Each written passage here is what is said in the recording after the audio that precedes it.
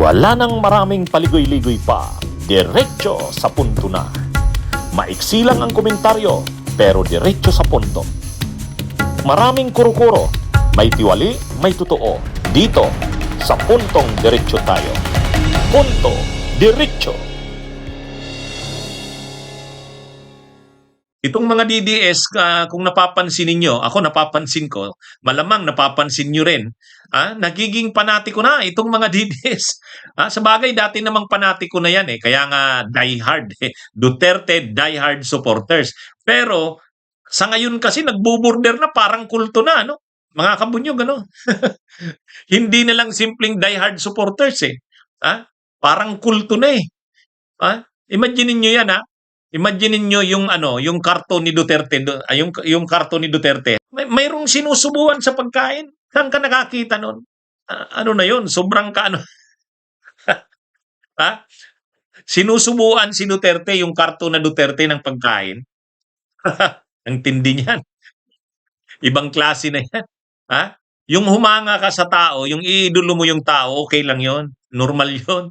Pero yung karton na Duterte, pag kumakain kayo, tinatabi nyo, doon pa lang medyo ano na yun naiiba na yun. Mas malala pa yung sinusubuan mo ng pagkain. Ano yan laging nakikita natin yan sa social media, yung mga ganyang post. Ang isa pa, yung ano ba yun, yung umiyak yung supporter ni Duterte doon nung na-deny yung interim release, umiyak. Na ano nyo ba yun? Umiyak. Tapos meron sila, isa pa niyan, nagpaparada sila na parang nagpuprosesyon. Yun, nagpuprosesyon, dala-dala nila yung karton na Duterte. Iba-ibang karton ni Duterte ang dala nila. Parang santo. Parang prosesyon ng santo. Ay, matindi, mga kabunyog, mga kabayan. Ibang klase na ito. Ibang klase na. Ano itong mga sobrang, hindi na lang ito simpleng panatiko. Parang kulto na ito ang labas nito Anyway, karapatan naman nila yan na bumilib, humanga, gawing idolo, pero yung mga ganun, medyo nagbo-border na sa pagiging kulto yan Ano ito? At ano pa yan mayroon pa, noong Pasko ba ito? Pasko? May gumawa ng yung mga bulak, yung mga flowers na ginawang Duterte, spelled out yung Duterte pero mga flowers. Ano yun? Parang yun ang patay Kaya mayroon nga mga nagbiro, patay na daw si Duterte. Hindi patay. Gumawa lang sila ng Duterte na flowers. Anyway, siguro expression 'yun ng kanilang pagmamahal sa kanilang Tatay Digong. Ano 'yun, pero ano naman, medyo kailangan ding pag-aralan na nagbo-border na 'yan sa parang kulto na 'yan. Nakakahiya sa atin na mga Pilipino. Ginagawa nyo 'yan doon sa the Netherlands pa naman. Ginagawa nyo 'yan doon sa The Hague, sa the Netherlands. Medyo ibang klase na 'yan. Kaya ang nangyayari ngayon sa mga DDS, nagiging sobrang panatiko, parang kulto na, o kaya nagiging sobrang bastos. Garapal na yung pagiging bastos. Tulad nitong binastos yung pagkamatay ni Congressman Ako.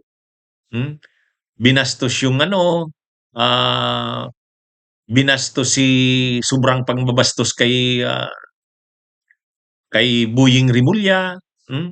Pinalalabas na nirush daw sa hospital, tapos sabay ang mga post ayan, kinukuha na, sinusundo na ni Congressman Ako. Grabe. Tapos ngayon naman si Father Flavio Villanueva, medyo coordinated, synchronized, coordinated itong mga atake at paninira ng mga DDS na nagbo-border na sobrang bastos. Na sa isang banda naman, yung sobra naman na pagkapanatiko, garapal. Ay kumbaga nagbo-border na parang kulto. Medyo to Bagay, yan, Hindi naman natin mapapakialaman 'yan kasi mga sa kanila naman 'yan, DDS 'yan, eh. Pagsabihan pa tayo niyan, "Uy Inso, ano na lang, ang intindihin mo na lang yung sa inyo, yung grupo niyo. Kami, 'wag mo kaming pakialaman." Sabagay may punto naman, kaya lang medyo nakakaano ano, Pilipino pa rin naman yang mga 'yan, tapos ganyan yung ginagawa sa ibang bansa, mayroon ngang mga ano, nagsasayaw na ano, parang ano na, ang matindi yung nag-aano, yung sinusubuan na ng pagkain. Tsaka yung ano, yung nagpoprosesyonan, parang nagpoprosesyon ng santo, sabi ko matindi na ito. Matindi na ito. Hmm. Tapos na-deny yung interim release ni Duterte, umiiyak. Grabe. Talagang ano, ang problema sa kanila, nag-aaway. Nag-aaway talaga. Medyo medyo ano na ito, 'pag nakikita mo yung ginagawa nila sa ibang bansa pa naman yang ginagawa, nagsasagutan, nag-aaway. Kulang na lang magsabunutan. Kulang na lang magsabunutan. Hmm. Ah, anyway, ano rin tayo, siyempre nirerespeto rin naman natin, kung humanga sila sa Tatay Digong nila, ano naman nila 'yan, karapatan naman nila 'yan. Kaya lang, tayo naman nauobserba lang natin yung gano'n. Parang nagbo-border na ito sa panatisismo. At hindi lang ano, panatisismo, sobrang panatisismo. Para ng kulto, 'yan. Anyway, mas mabuti na nga ngayon ano, kumunti na sila, eh. Tama rin naman yung observation ni ano, ni, dating Secretary Ronald Llamas.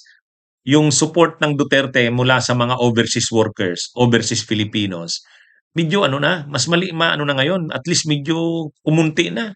Nung panahon talaga siyempre ni Duterte, 2016 hanggang 2022, grabe. Pero ngayon talaga medyo ano na rin, marami na ring namumulat, na-realize na rin nila na nabudol sila. Marami na rin. Hindi tulad talaga nung dati. Kaya lang yung natitira na ano pa talaga, naniniwala pa sa Duterte, grabe, sobrang panatiko talaga. Anyway, karapatan nila 'yan, hindi naman natin 'yan mapigilan. May ano sila, freedom of expression, freedom of speech, mga freedoms 'yan, eh, rights 'yan. Rights of individuals 'yan, hindi natin puwedeng saklawin 'yan. Kaya lang, yun ang sa atin lang naman, parang napapansin lang natin na medyo naiiba na 'to, mga kabunyog, mga kabayan. Kung napansin niyo rin 'yan. Ako kasi napapansin ko. Bunyog, bunyog, halikan na kasama ka. Bunyog, kapag buklod ay may pag-asa. Luzon, Visayas, Mindanao, isa ang pananaw. Sa bagong Pilipinas ang bunyog isisigaw. Bunyog.